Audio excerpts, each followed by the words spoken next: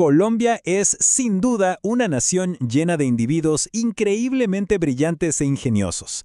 Pero a ver, ¿por qué entonces le cuesta tanto trabajar en equipo? Bueno, hoy vamos a meternos de lleno a descifrar ese enigma, que es una de las grandes paradojas del país. Esta es la pregunta del millón, ¿no?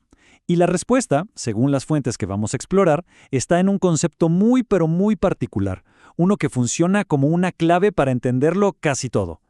Y aquí está el síndrome del almendrón. Para entenderlo, imaginen una almendra con una cáscara durísima, casi impenetrable. Adentro, hay una vitalidad individual impresionante, pero esa misma energía, como no logra coordinarse, termina de alguna forma sofocando el potencial colectivo antes de que pueda salir. Entonces, empecemos a romper esa cáscara. Para entender por qué las cosas son como son hoy, primero hay que mirar hacia atrás, a esas raíces históricas que nos explican por qué colaborar ha sido tan esquivo en Colombia. Miren esta línea de tiempo, porque es clave. Mientras en Europa por allá en los 1600 estaban en plena revolución científica, en Colombia en las primeras universidades se enfocaban en teología y derecho. Tuvieron que pasar casi 400 años, 400, hasta finales del siglo XX, para que se crearan los primeros sistemas nacionales para la ciencia. Son siglos de un desarrollo tardío que, claro, marcaron una diferencia fundamental. Y esa mentalidad histórica se puede resumir en una frase que seguro hemos oído todos. Las cosas son así. Por siglos, la cultura le dio más peso al dogma que al cuestionamiento científico. En lugar de preguntar ¿por qué? O ¿cómo podemos mejorar esto?, la costumbre era aceptar las cosas como venían. Y esto, poco a poco, moldeó una cultura que no estaba muy acostumbrada ni a experimentar ni a construir en conjunto. Bueno, ya vimos la cáscara histórica. Ahora vamos a lo profundo, al núcleo cultural. Vamos a ver qué hay dentro de esta almendra social que define cómo nos relacionamos día a día. Y aquí está la tensión central del almendrón. Por un lado, tenemos la racionalidad individual, el ingenio, la astucia, el famoso rebusque para salir adelante. Son tácticas que para una persona tienen todo el sentido del mundo a corto plazo. Pero ¿qué pasa del otro lado? Pues que todo esto genera una irracionalidad colectiva, desconfianza por todos lados, instituciones débiles y una ausencia casi total de proyectos a largo plazo. ¿Y los datos? Bueno, los datos son contundentes. En América Latina, menos de 3 de cada 10 personas confían en su gobierno. Ahora, pensemos en el caso de Colombia, donde décadas de conflicto han hecho que esta desconfianza sea todavía más profunda. Y no es solo hacia las instituciones, sino también hacia los vecinos, los colegas. Y aquí el punto crucial es este. Sin confianza, la colaboración es sencillamente casi imposible. El ensayista Enrique Serrano nos da otro concepto clave para entender esto, la cultura del segundo logro. ¿Y qué significa? Pues es esa tendencia a conformarse con replicar algo que ya se hizo en otra parte, en vez de aspirar a ser los primeros, a ser pioneros.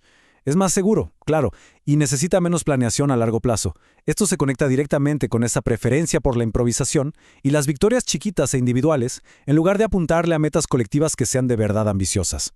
Y bueno, ¿cuáles son los efectos en la vida real de todo esto? Vamos a ver las consecuencias de este síndrome, el impacto que se puede tocar y ver en el potencial del país. Miren, esta gráfica es muy reveladora. En 1994, la famosa Misión de Sabios puso una meta superambiciosa, invertir el 2% del PIB en investigación y desarrollo. Ahora miren la realidad, más de 20 años después, apenas un 0.7%. Es la prueba perfecta de cómo la falta de una acción colectiva y sostenida deja las grandes ambiciones, pues, solo en el papel. Y el costo de esto es altísimo. El síndrome del almendrón está, de una u otra forma, ligado a los problemas estructurales más graves del país, desde el narcotráfico y la violencia hasta la pobreza que no cede y el deterioro ambiental. O sea, no es una teoría académica, es una realidad con consecuencias muy severas. Pero bueno, no todo puede ser un diagnóstico pesimista. Ahora vamos a darle un giro a la narrativa. Pasemos del problema a la solución, con un caso de estudio que demuestra que, a pesar de todo, otro camino sí es posible.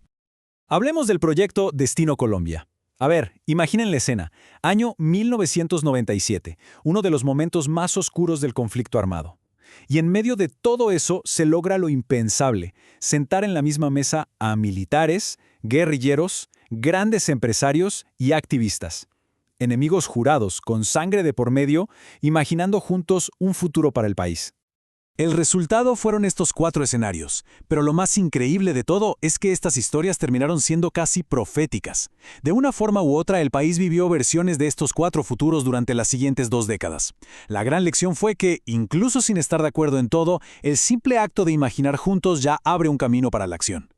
Entonces, ¿cuál es el camino a seguir a partir de aquí? En esta última sección vamos a juntar todas las lecciones que vimos y a proponer una especie de receta, una guía práctica para empezar a superar el síndrome del almendrón. ¿Y entonces cómo se rompe el almendrón? La verdad es que no es con un solo golpe, sino con muchas acciones concretas y sostenidas en el tiempo. Se necesita, primero, estrategias flexibles en vez de planes súper rígidos que no se adaptan. Segundo, construir confianza desde abajo, desde la base, con transparencia y reglas claras para todos. Tercero, cambiar los incentivos para que se premie la colaboración, no solo el éxito individual. Y cuarto, promover liderazgos compartidos, más horizontales, no tan verticales. Y estos principios aplican para todo: la ciencia, las empresas, la sociedad en general. Terminamos con esta frase poderosa que salió del proyecto Destino Colombia y que la verdad lo resume todo perfectamente. El futuro no es algo que esté escrito en piedra, no es inevitable, es el resultado de las decisiones que tomamos en conjunto. Y la pregunta que queda en el aire es si existe la voluntad para empezar a soñar y, sobre todo, para empezar a construir juntos.